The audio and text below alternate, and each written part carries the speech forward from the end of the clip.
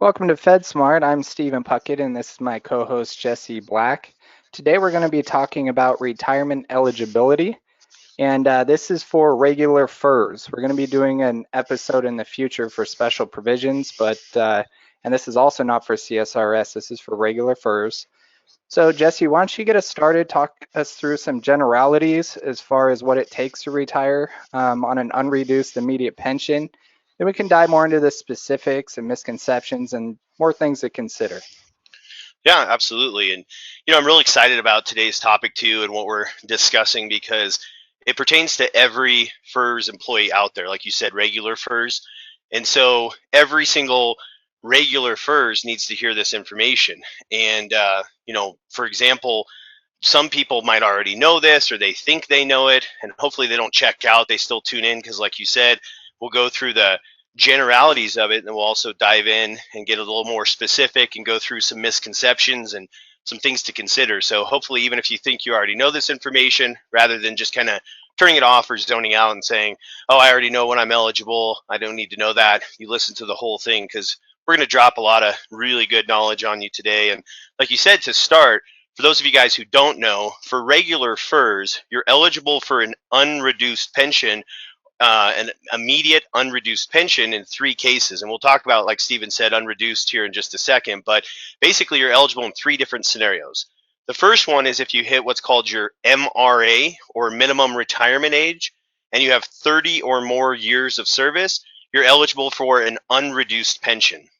And MRA is basically based on your year of birth. It's specific to each individual, and that's the minimum age that you can retire under regular FERS with no penalty, and unless an early out is offered. But we're not talking about early retirement options today. We're talking about unreduced immediate pension options. And so the first one is your MRA, which is between the age of 55 and 57, and it depends on your year of birth. If you don't know your MRA, you can Google FERS MRA, or you can look at our Facebook page. We have the MRA graph up there, but it's between age 55 and 57. And so if you have 30 or more years of, yeah, we'll put it on the website. We've got all kinds of FedRetirementConsultants.com. There's a lot of resources to find out what your MRA is. And so again, if you hit your MRA and you have 30 or more years of service, you're eligible. You can go with a full unreduced pension at that time. The second eligibility, if you don't hit that one, is at age 60, you can retire as early as age 60 with 20 or more years of service. So if you have 20 or more years of service, you can retire at 60 with no penalty under regular FERS. The last one is if you're 62 or older and you have 5 or more years of service, you can retire with an unreduced pension at that time. And so if you retire and you have an unreduced pension, basically that means there's no penalty. So each year is going to count as 1% towards your high 3, it's called. Or basically, though, the key thing to know is that you're not going to have a penalty for retiring at an unreduced pension. And the other thing to know is if you're eligible to retire prior to your Social Security eligible age, so prior to when you're 62, if you're eligible for a full unreduced pension, you're also eligible for something called the supplement, where you can get a portion of your Social Security benefit until you reach 62. And so, FERS, a big portion of your retirement is Social Security. And so OPM was like, what do we do with these people that, retire and they're not yet eligible for Social Security? So they created that supplement to bridge the gap, to bridge the period of time from when you actually retire and when you're eligible for Social Security at 62. And at age 62, though, if you can make it till 62, and you have 20 or more years of service at that time, that you actually get a higher pension computation, right? And we're not saying that everybody should go till 62, but at 62, you get a higher pension computation of 1.1%, or basically a 10% higher pension. So if you're thinking of retiring in your late 50s or at 60, maybe just take a look at what you would get at 62, because for some people, if you have many years of service, it can be a really significant amount. It could be a large monthly amount that you get for the rest of your life. Now, again, that sometimes you look at that and you're like, okay, it's an extra $400 a month. That's not worth it. I'm ready to go yesterday. I'm ready to get out of here. Other people will look at it and say, $400 a month for only working another 24 months maybe. that might be worth it. So Yeah, and that's a great point as far as look at your numbers and what's going to work for you. What you don't want to be though is a person that didn't know that you got a bump, a 10% increase in your pension at 62 and go out 6 months before you reach 62 and lose out on that opportunity. Unfortunately, we both ran into federal employees or federal retirees after the fact that didn't know that, retired 6 months before 62, and their pensions permanently reduced. yeah, exactly. Like you said, it just look the easiest decision to make, right, is the one where you have all the information. So, like Steven said, we're not saying go at 62, but take a look at the difference because then you know at least what you would get if you stay. I mean, if you stay longer, the longer you stay, the higher your pension is going to be, the higher your Social Security is going to be, the more you contribute to TSP. But you got to pull the trigger at some time. And so we're not saying, wait till 62 for everybody or anything like that. In fact, Stephen and I have both helped thousands of federal employees retire at their MRA or 60 and, Yep, and help them not absolutely. just walk away, but run away, right? And enjoy it. And they have no regrets. And so just take a look at that. But that's when you're eligible for a full unreduced pension. And then also, as long as you've had your health insurance for 5 or more years immediately prior to retirement, you're also eligible at that time to keep your health insurance. So you have your health insurance for 5 or more years immediately prior to retirement, and then you're eligible for an unreduced pension. You can take your health insurance with you, and it'll be there for you for the rest of your life, and you still pay the same costs that an active employee pays. For most cases, if you're a postal worker, you pay just a little bit more than active postal workers, but don't freak out. Don't think you got the short end of the stick because you're paying the same as other federal employees now. It's just active postal workers have an additional subsidy that was negotiated by the union. So anyway, Yep. I digress. But basically, you're able to keep that health insurance, which is another big benefit and probably a big reason why a lot of you went to work for the federal government is you're able to keep that health insurance in retirement. Still have an annual open season as well, so you can still make changes and adjustments while you're retired. Exactly. And then down the road, when you turn 65 and you look at Medicare and FEHB, Stephen and I are going to have a whole episode on Medicare, the pros and cons with FEHB and how Medicare Part A and Part B works. But the nice thing to know is if you're eligible for a pension and you've had your health insurance for 5 or more years, you can also take that into retirement. Now, what's interesting is, again, this information's everywhere, but there's actually quite a few misconceptions or muddied information out there. I know, Stephen, we were just talking, you talked to a couple people the last couple of weeks where there's just a lot of, misinformation or muddied information because there's so many systems, including state systems and things like that. And, there's all types of people who, unfortunately get incorrect Exceptions to information. exceptions to exceptions with the government. So yeah, it's understandable when people get the wrong idea, but it's also not a fun phone call when you have to tell someone that you can't retire yet. You have to work at least 5 more years. I think a big one for me that I run into, and I know you've ran into as well, is that 30-year mark seems to be a big confusion. People think, okay, I made it to 30 years, doesn't matter how old I am, I'm out of here. Well, it does, unless you want to reduce or you have to defer a pension. Again, we'll get into early retirement options in the next episode, but I think unfortunately that's a common misconception of, okay, I made it to 30 years, I'm out of here, or I made it to MRA and I don't have 30 years. Really you need to be clear on the requirements so you don't get penalized and you don't make any mistakes. Yeah, exactly. And I just talked to somebody last week or a couple of weeks ago, actually, in this case, where they thought it was called the rule of 80, where if your age plus your years of service adds up to 80, you're eligible at any time. So if you're age 50 and you have 30 or more years of service, you're eligible. And I'm not sure where they heard that. We did a little That would have digging, and been it turns cool. out, yeah, that would be great. I'd be all for that, but that's unfortunately not how the government did it, right?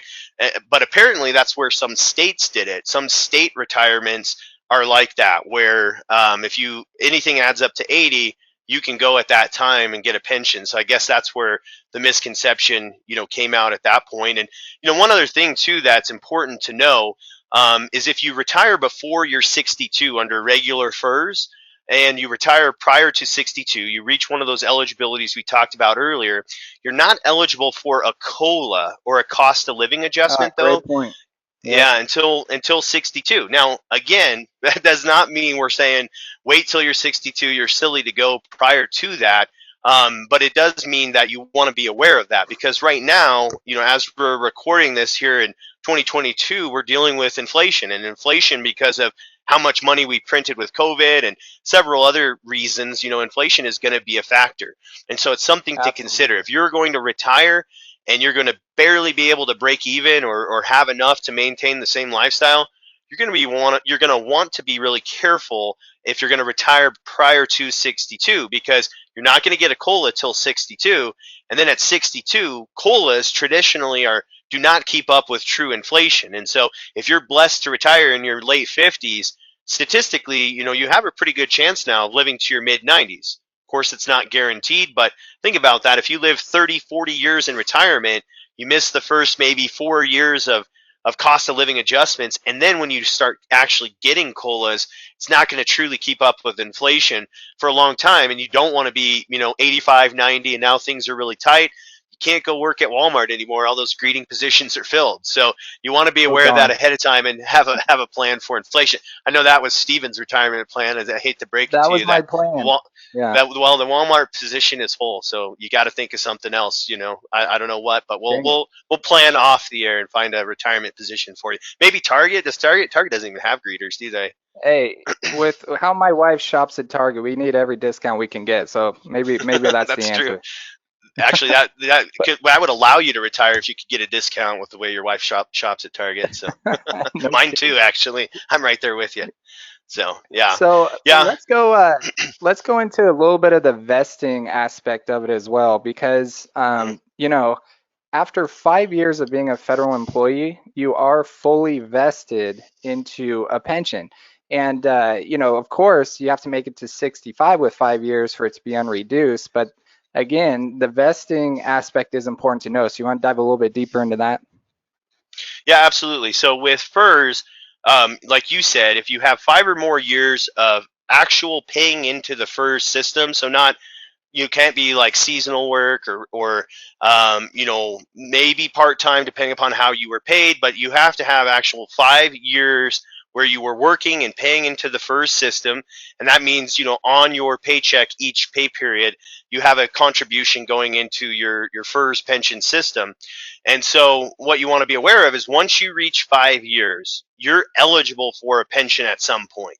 Even if you separate before one of the eligibilities that we talked about, you can wait and get your pension later on. If you don't cash out those FERS contributions that you made off of your paycheck, you can get a pension down the road. So you're what's called vested. And vesting means basically you get to keep your share.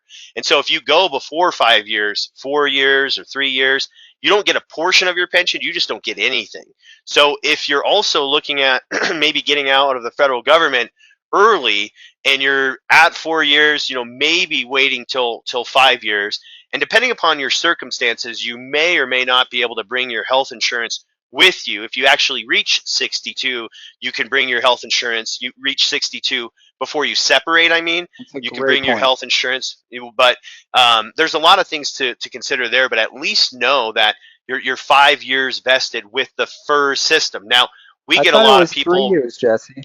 I knew you were going to say that, because we get a lot of people that message us and say, no, that's not correct. It's actually 3 years. Well, 3 years is for the thrift savings plan.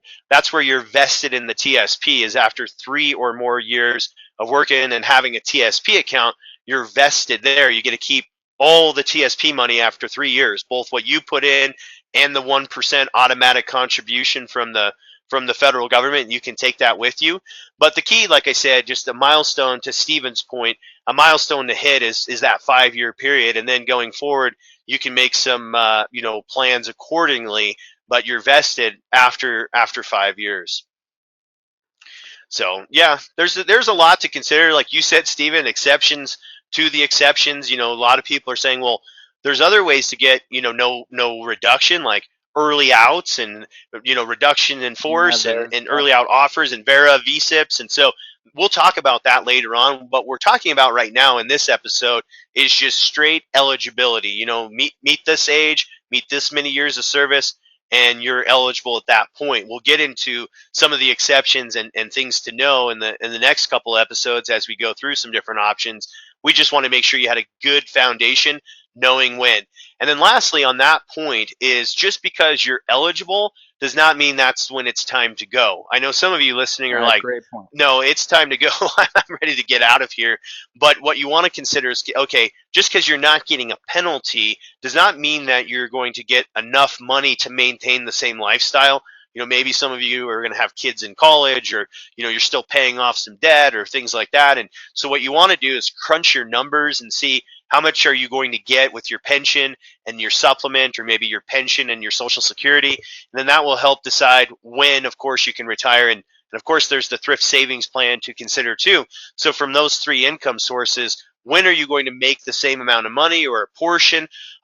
There's something called the 80% rule, and we're going to talk about it in a couple episodes just to throw out just yet another teaser at you. But how much money does a federal employee actually need to make to retire? Yeah, stay tuned. Tune back in. And so, how much money do you actually need? And we'll talk through that. And, Stephen and I have the benefit of talking to thousands and thousands of federal employees at this point and seeing their hindsight. And we'll share with you when might be the best time to retire. And it may not be when you're very, very first eligible. So we'll talk through all of that. But now at least you have a good understanding of when you're actually eligible to retire and you're first able to go without any kind of reduction or anything. And also, if you go on our FedSmart website and you want to ask us a question, you can submit us a specific question for us and we'll address it in a future episode. So we do like community involvement. And then if you do want to schedule a free consultation with us, you can go on fedretirementconsultants.com and schedule with us there as well. Yeah, exactly. And like you said, a lot of our topics actually come from people that comment on our Facebook page or write in, and they're asking us good questions. And when we see that question come up consistently, we know that's what we want to address. That's why we started our first episode with eligibility, because that's the by far the most questions we get is on eligibility. So we wanted to start with that. The foundation so like of you everything said, too, really. Yeah.